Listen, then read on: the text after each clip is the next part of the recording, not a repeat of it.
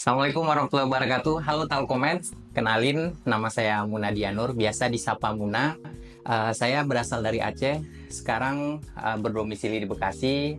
Saya seorang seniman visual artis yang lebih banyak berjibaku di Jakarta. Oke, saya akan menceritakan sedikit perjalanan proses berkarya saya. Kalau misalnya melukis itu sendiri, mungkin kebanyakan orang akan menjawab itu kesenangan dari kecil. Dan saya sendiri juga pasti akan menjawab, ya memang begitu juga gitu. Karena sebelum ini menjadi profesi, itu adalah sebuah aktivitas yang memang suatu kesenangan yang kita lakukan tanpa ada kepentingan apapun gitu. Jadi itu adalah sesuatu yang memang sudah dilakukan sejak kecil gitu. Dari semenjak TK, SD, SMP, SMA, pasti aktivitas menggambar itu adalah sesuatu yang menyenangkan. Sampai pada akhirnya itu menjadi profesi. Tidak pernah terfikirkan juga sih sebenarnya kalau itu kemudian menjadi profesi gitu. Tapi pada akhirnya kebuka peluang di situ, mendapat support dari orang tua, sampai akhirnya saya menjadi seorang seniman visual.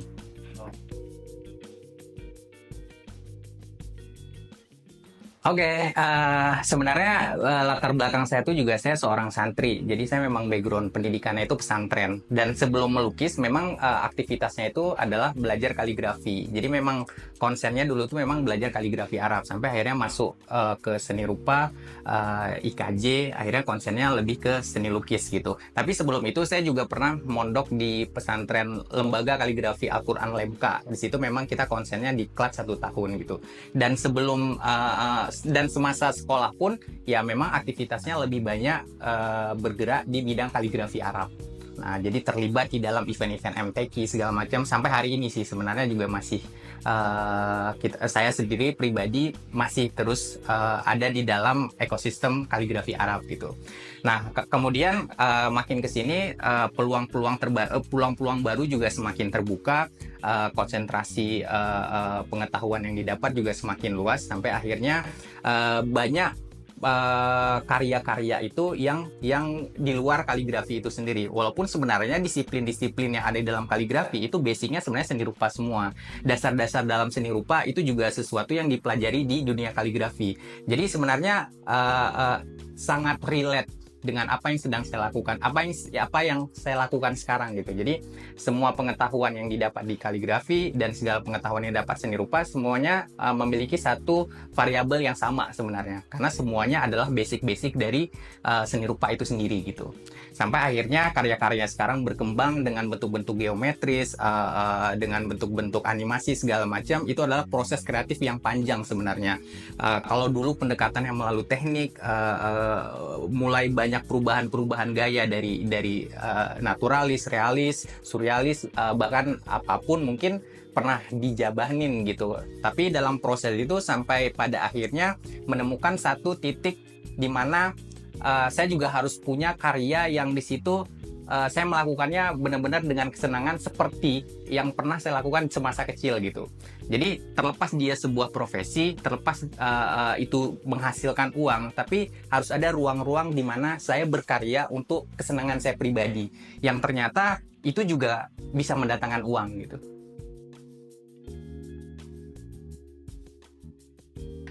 Oke, sebenarnya kalau saya sih kalau dari dukungan saya benar-benar mendapat dukungan banget dari orang tua gitu. Sampai akhirnya bisa kuliah di seni rupa itu sendiri juga tidak lepas dari dukungan orang tua gitu.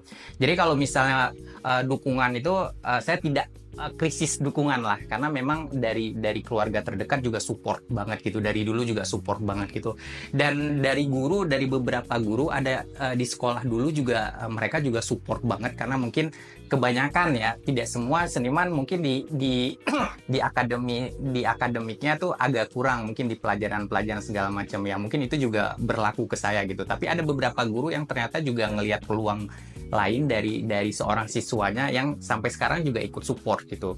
Yang alhamdulillah juga sekarang itu jadi sebuah profesi.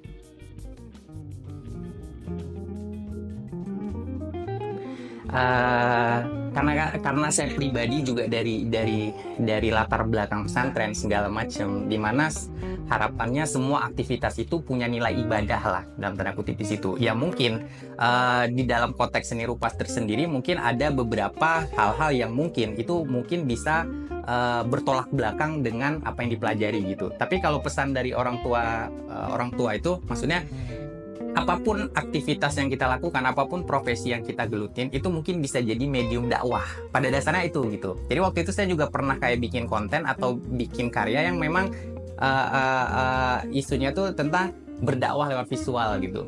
Jadi dimana dari visual itu juga bisa dikembangkan menjadi medium dakwah. Dakwah dalam tanda arti bagaimana kita menyampaikan satu kebenaran yang kita yakinin, yang itu juga relevan dan relate dengan kehidupan kita sih sebenarnya. Karena pada konteksnya kebaikan yang dalam tanda arti yang bermanfaat untuk orang, itulah yang sebenarnya pada dasarnya yang menjadi visi awal gitu. Ya harapannya sih sekarang juga pengennya tuh terus begitu ya, terlepas itu jadi sebuah profesi, tapi harus ada nilai-nilai kebaikan di situ gitu.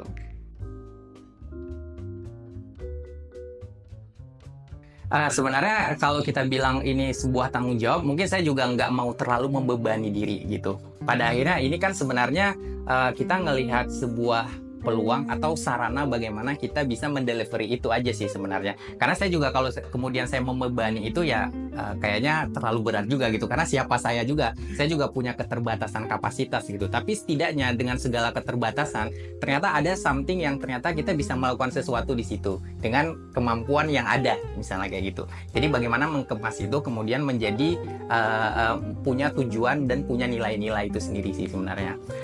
Jadi ya udah bagaimana kemudian mengemas itu menjadi sesuatu yang menarik tapi juga punya ruang-ruangnya tersendiri gitu. Ada karya-karya yang memang dia memang tujuannya untuk komersial gitu. Karena ya tetap aja kita butuh uang untuk survive gitu dan kita juga butuh pemasukan segala macam. Tapi juga ada ruang-ruang di mana kita melakukan sesuatu itu memang dengan dalih sosial atau apapun gitu. Dan ada juga ruang-ruang di mana mungkin visual-visual yang lahir itu adalah sebagai ruang ekspresi gitu. Kalau kemudian itu mendatangkan uang dan bermanfaat untuk sosial, ya alhamdulillah gitu. Tapi tetap ada ruang-ruang di mana saya membagi-bagi itu. Karena secara pribadi pun kita memiliki banyak dimensi dan setiap dimensi itu juga punya tanggung jawabnya sendiri gitu. Jadi termasuk kalau misalnya dikonveksi ke visual sebenarnya sama aja gitu. Jadi ada visual yang memang untuk komersil, ada visual yang memang itu lahir untuk sebagai sarana bagaimana kita menyuarakan isu-isu, dan ada karya yang lahir di mana kita bisa mengekspresikan sesuatu yang di situ mungkin tidak ada kepentingan di situ. Dan menurut saya semua itu dibutuhkan gitu.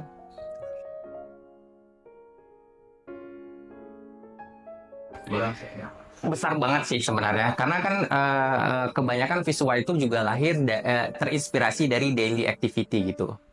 Saya sebagai seorang anak, saya sebagai seorang ayah, saya sebagai seorang suami, atau mungkin saya sebagai pengajar, pada akhirnya itu yang nge-trigger kita gitu. Banyak ide-ide yang lahir dari aktivitas sehari-hari, dari tragedi-tragedi yang pernah kita alamin segala macam. Pada akhirnya itulah yang membuat kita menemukan something dan menemukan tujuan gitu. Jadi kehidupan sehari-hari adalah realitas kita sebagai manusia gitu. Jadi apapun yang kita lakukan pada akhirnya adalah kesadaran untuk melakukan aktivitas yang memang berdasarkan apa yang kita tahu gitu. Jadi itu seperti sebuah tanggung jawab aja sih, dan sebuah tanggung jawab itu lahir dan kita mengambil satu sikap di situ, itu juga kan berdasarkan pengetahuan yang kita dapat gitu. Jadi sikap dalam berkarya dan visual yang lahir di atas medium itu pasti tidak mungkin lepas dari kehidupan kita sebagai manusia gitu. Jadi apapun yang kita lakukan pada akhirnya menggambarkan kita seperti apa gitu. Dan dalam visual itu sendiri pun pada akhirnya juga sama aja gitu. Jadi sebuah sikap di mana kita membuat sesuatu dan di situ pasti ada tanggung jawabnya gitu.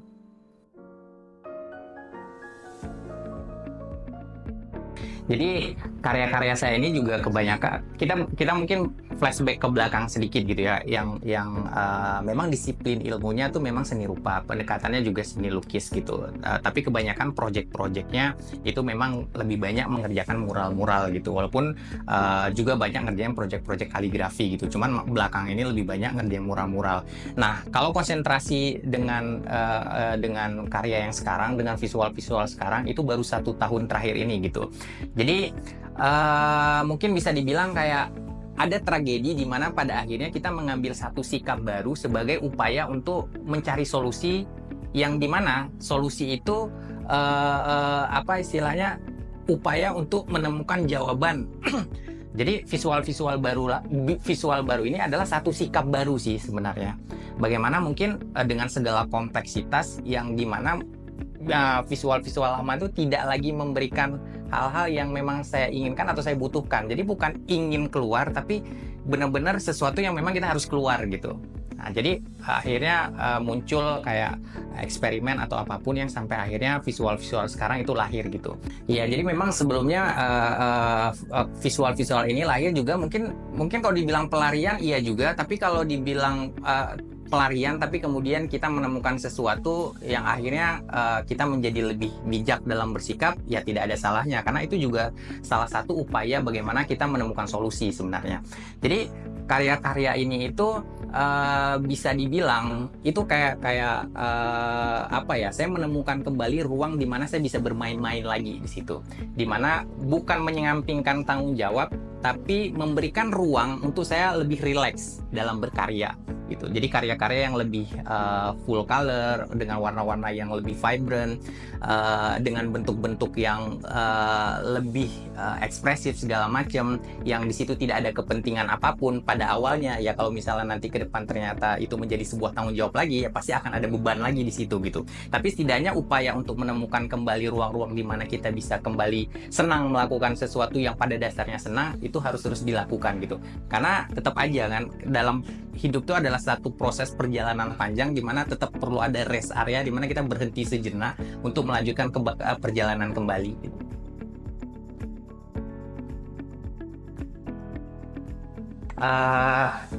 Dengan saat kondisi itu ya melakukan aktivitas di luar itu sih sebenarnya. Jadi tidak memaksakan diri untuk melakukan sesuatu yang dimana kita tidak ingin melakukan di situ gitu.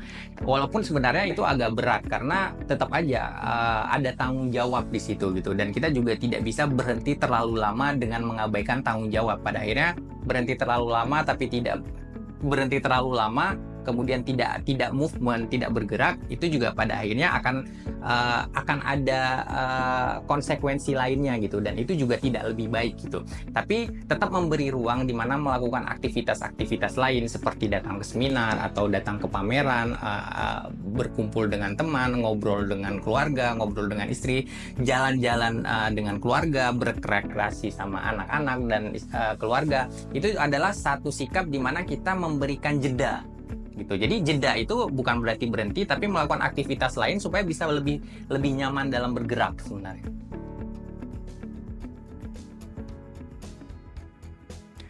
Oke, pada akhirnya itu tetap pasti akan ke sana juga arahnya gitu kan. Maksudnya ya itu tadi awalnya mungkin dia lahir karena kesenangan gitu. Tapi pada akhirnya di situ juga akan kebuka peluang-peluang dan pintu-pintu yang baru lah, pintu-pintu rezeki yang baru gitu. Yang pada akhirnya kalau dengan visual yang sekarang ya memang pasti segmennya ya bisa dibilang anak-anak ya. Mungkin visualisasi yang kayak sekarang itu mungkin memang lagi hype juga ya, visual-visual yang lebih ngepop, yang lebih colorful, yang memang pada akhirnya visual-visual yang saya lakukan juga pasti ke-trigger dengan apa yang saya lihat gitu. Mungkin itu bisa saja didapat dari sosial media atau dari platform-platform yang lain atau dari ruang-ruang pameran atau segala macam. Pada akhirnya apa yang kita lakukan juga pasti dipengaruhi oleh lingkungan dan sekitar gitu. Kemudian bagaimana kita mengemas itu menjadi versinya kita gitu, atau bagaimana kemudian kita melihat itu sebagai peluang dan di situ kita bisa mendelivery story-nya kita gitu. Jadi kalau misalnya dibilang semua tidak kalau misalnya dibilang sosial tidak mempengaruhi, itu juga nggak mungkin gitu, karena kita juga sebagai makhluk sosial gitu. Pada akhirnya juga apa yang ada di sekitar kita sedikit enggaknya juga pasti mempengaruhi bagaimana cara kita berpikir, bagaimana cara kita bersikap, yang itu juga akan berdampak ke sosial gitu. Betul, itu benar-benar kegelisahan sendiri sih. Apalagi juga dulu kan pendekatan teknisnya baik gitu. Dulu ngerasa kayak dengan pendekatan teknis yang baik, saya bisa menggambar apapun, misalnya menggambar apapun visualnya gitu kan. Cuman pada akhirnya melakukan segala hal, tapi tidak ada sikap yang pasti juga sebenarnya itu juga jadi kayak sebuah jebakan untuk kita gitu. Pada akhirnya, kalaupun kita bisa melakukan apapun semuanya, itu juga nggak baik juga sih sebenarnya, karena nggak ada yang maksimal kan, nggak ada yang optimal juga di situ. Pada akhirnya harus ada satu sikap bijak di mana kita menentukan sikap di situ gitu. Bisa jadi walaupun memang itu nggak konkret ya, karena namanya perjalanan hidup itu kan proses gitu, banyak tragedi-tragedi yang juga pasti akan terus kita alamin gitu. Kalau dibilang nanti akan berubah lagi, pasti itu pasti gitu, karena perubahan-perubahan itu juga adalah salah satu sikap yang memang harus kita ambil untuk menghadapi keadaan gitu. Jadi itu juga salah satu upaya untuk menemukan solusi, menemukan sikap baru. Sama juga kayak pengetahuan yang kita dapat pada akhirnya adalah bagaimana kemudian dia bisa berdampak ke kehidupan gitu. Bagaimana kemudian kita menjawab persoalan hidup gitu. Jadi dalam konteks visual tuh seperti itu gitu. Jadi kalau saya kemudian mengklaim atau bilang ini saya akan begini, ya enggak juga, karena ke depan visual ini juga pasti akan berkembang terus gitu.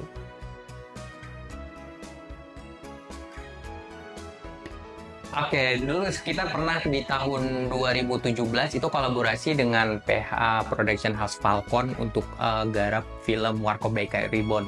Itu kita bikin mural di pesawat gitu. Jadi pesawat untuk promosi film Warkop DKI Reborn 2. Dan itu dilakukan selama 7 hari.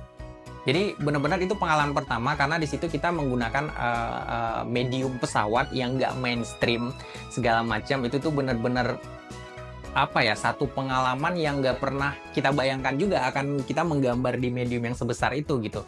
Dan di situ kita juga menggunakan airbrush yang biasa kita pakai kuas. Di situ kita menggunakan airbrush dan dengan deadline yang cukup ketat gitu. Jadi itu salah satu project yang mungkin bisa dibilang masterpiece iya juga, tapi yang lebih berkesan di situ adalah mediumnya sih, pesawat.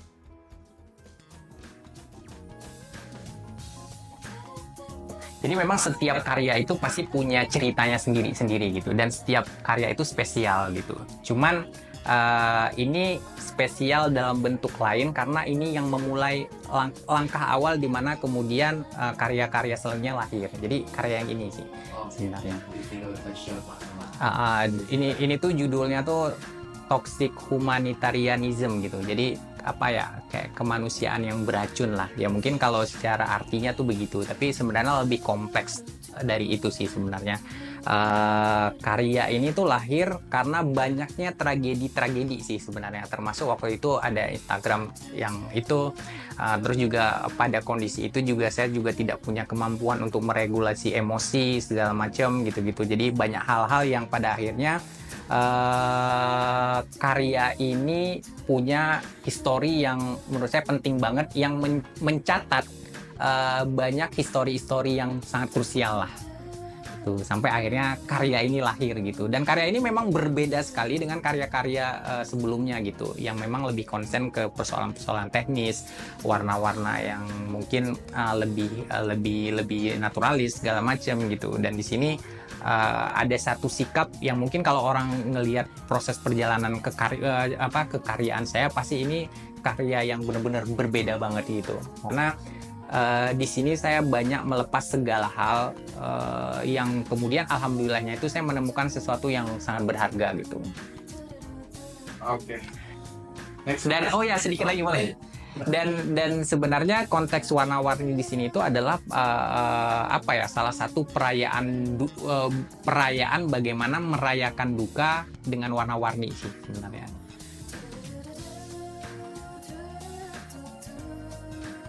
Terlalu kompleks sih sebenarnya. Seperti karyanya yang sangat kompleks ini sebenarnya kecenderungan itu juga pada akhirnya nggak ada yang terlalu spesifik sih sebenarnya gitu ya. Ya pasti banyak lah, pasti misalnya bukan kayak nggak mungkin nggak terinspirasi dari orang, nggak mungkin gitu. Cuman kedepannya mungkin akan lebih mudah menyebut 1 atau 2 nama di situ ya. Tapi kalau untuk sekarang itu mungkin terlalu banyak input ya, terlalu banyak hal-hal yang pada akhirnya mungkin perlu ditata kembali gitu loh. Makanya ketika karya ini lahir itu juga terlalu crowded sih sebenarnya, hampir nggak ada ruang-ruang kosong di situ. Kayaknya tuh kayak menggebu-gebu banget, pengennya semua itu dihadirkan di situ gitu. Jadi ruang kosong tuh hampir nggak ada gitu.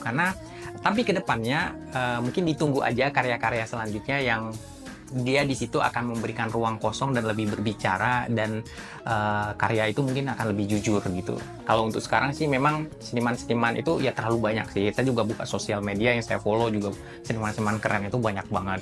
Kita buka di platform-platform yang lain juga untuk nyari referensi, itu juga banyak banget dengan karya-karya yang sangat luar biasa gitu. Pada akhirnya semua hal yang saya lihat itu menginspirasi gitu. Dan pada akhirnya tetap kedepannya harus ada satu sikap di mana saya harus bisa ngefilter dan membatasi diri sih sebenarnya. Karena kalau semuanya juga kita sikat juga kan nggak mungkin juga gitu.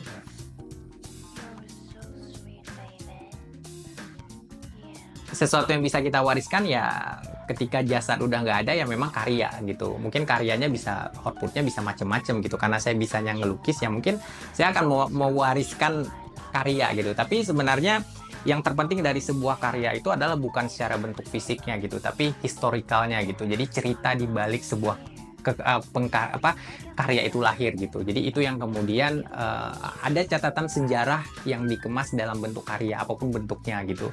Itu yang kemudian akhirnya karya itu punya value, dan ada catatan perjalanan dari seorang seniman yang kemudian tercatat di dalam karya itu sih sebenarnya. Hidup cuman sekali, jadi ayo kita movement, bergerak, lakukan apa yang ingin kamu lakukan, dan terus lakukan. Tapi ada konsekuensi dari setiap apa yang kita lakukan, dan konsekuensi itu kita sendiri yang tanggung. Jadi lakukan apa yang kamu lakukan, dan semuanya ada konsekuensi.